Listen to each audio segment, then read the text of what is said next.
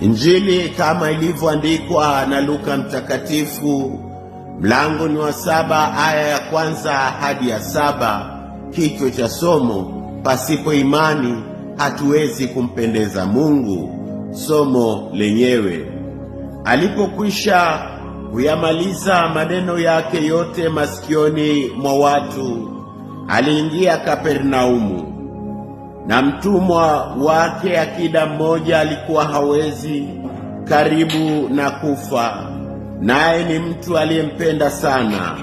Aliposikia habari za Yesu, alituma wazee wa Yahudi kwake kumwomba aje amponye mtumwa wake.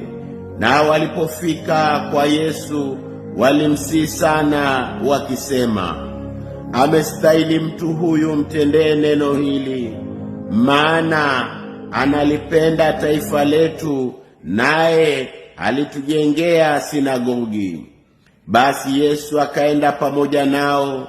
Hata alipofika simbali na nyumba yake, yule akida alituma rafiki kwake akamwambia, Bwana, usijisumbue, maana mimi sistahili wewe uingie chini ya dari yangu. Kwa hiyo nilijiona sistahili mwenyewe kuja kwako, lakini sema